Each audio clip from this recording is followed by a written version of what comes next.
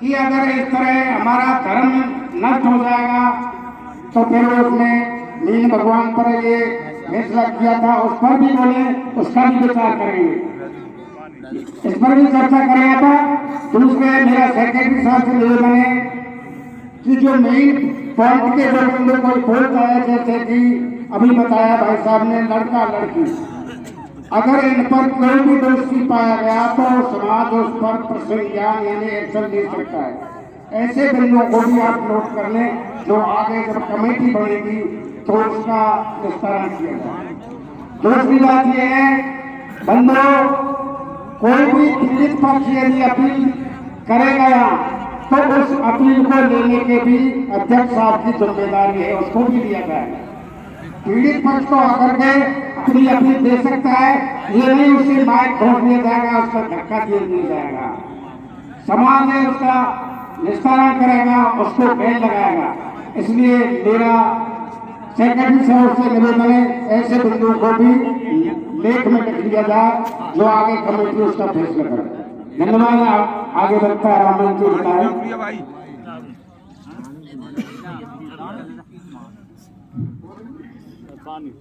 हाँ, अगले वक्ता के रूप में मैं आमंत्रित करता हूँ जगदीश जी रावत जो धौलपुर से आए हुए हैं, उनका यहाँ मंच पर बहुत बहुत स्वागत है और अपना उद्बोधन देने के लिए अपना मंच पर आए।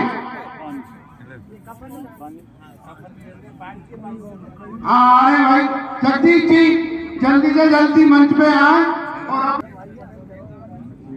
परम आदरणीय आज की सभा के सभापति महोदय, सम्मानित मंच प्रांगण में बैठे हुए मेरे महान समाज के महान प्रबुद्धजन, आप सभी को जोहार और सादर नमन।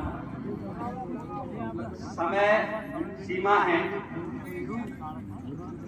इस समय को 5 मिनट रखा जाता तो ज्यादा अच्छा रखा मेरा सुझाव है।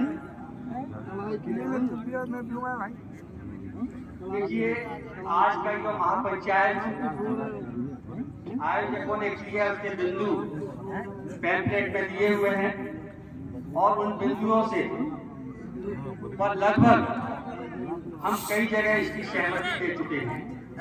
एक दो बिंदु को छोड़कर बाकी सभी बिंदुओं पर मैं घोषणा करता हूं कि इन बिंदुओं पर हम अमल करने का पूरी तरह से प्रण लेते हैं।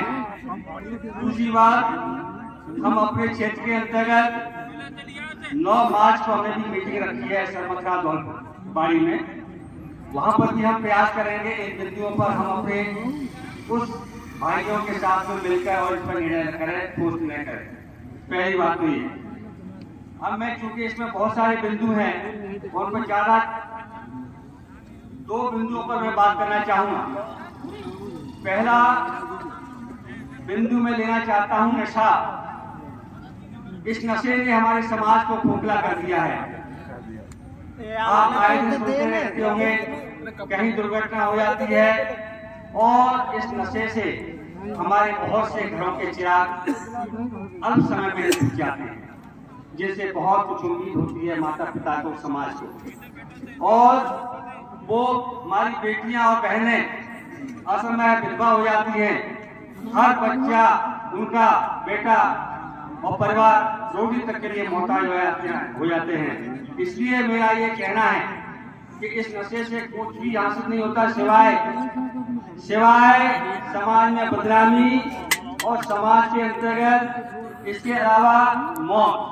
तो मेरा आग्रह है कि इस पर कठोर से कठोर दंड की व्यवस्था की जाए, और वो व्यवस्था कैसे होगी इसके मैं 2-3 उपाय जो मुझे समझ में आ रहे हैं वो मैं आपके समझ रखना चाहता हूँ।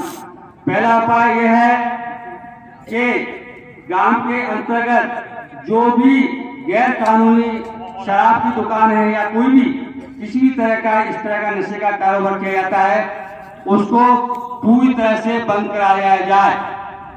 दूसरा यह है कि जो कानूनी हो सकता है, कुछ कानूनी शराब की दुकानें हों, उसके लिए यह आवश्यक है कि ग्राम सभा की मीटिंग करें, ग्राम सभा में एक प्रस्ताव पारित करके और एक्साइज जो कमिश्नर होता है उसको एक आवेदन दें और उस आवेदन में उनसे निवेदन करें कि इस कानूनी दुकान को भी हम हटाना चाहते हैं। एक उसमें जनमत संग्रह होता है, जनमत संग्रह के माध्यम से ये कार्रवाई की जा सकती है।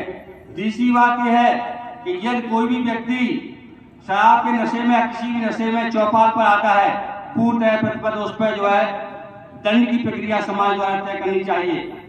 चौथी बात ये कि यदि कोई भी इस कारोबार में संलग्न है, उसके खिलाफ ग्राम सभा यानी जो कमेटी बनेगी, जो पंच पटेल की ग्राम लेवल पे और जो इकाई बनेगी, जिसमें हमारे युवा साथी भी भाग लेंगे, मतलब उनकी सहभागिता भी बहुत जरूरी है, क्योंकि कोई भी कार्य करने के लिए जरूरी है कि वरिष्ठ नागरिकों के साथ साथ हमारे युवा साथियों का सहयोग बहुत जरूरी है। उसी समय हम इस पर रोकथाम कर सकते हैं। अतः मेरा आप सभी से हार्दिक निवेदन है कि इस पर बहुत ही सख्त कार्रवाई करे समाज, और निश्चित तौर से, क्योंकि इसने हमारे समाज को खोखला कर दिया, शारीरिक दृष्टि से, पैसे की दृष्टि से, और जितनी भी दुर्घटनाएं, जितनी भी समस्याएं आती हैं, उनमें ज्यादा हिस्सा इस शराब के नशे में या दूसरे नशों में के माध्यम से होता है। दूसरा बिंदु है पाखंडवाद। अभी मंच से ये बात निकल के आई थी और ये हमारे पैम्फलेट में भी पहला बिंदु है। तो उस बिंदु में आप देखते हैं कि नशे की बात करी गई है। दूसरा 5वां बिंदु है पाखंडवाद। पाखंडवाद क्या होता है कि मतलब यह है कि अंधा विश्वास, यानी किसी भी चीज के प्रति में अंधा विश्वास, और हम न तो से तर्क पर करते हैं, नहीं हम उसके जो है लॉजिकली सोचते हैं। इसलिए पाखंडवाद के हम धर्म के चक्कर में पड़कर बड़े बड़े भोजों का आयोजन करते हैं, ग्राम स्तर पर और एरिया स्तर पर, और हर घर से उगाई करते हैं गेहूं की और रुपए की। इवन विधवाओं को भी नहीं छोड़ा जाता कि नहीं इतने पैसे तो देने पड़ेंगे।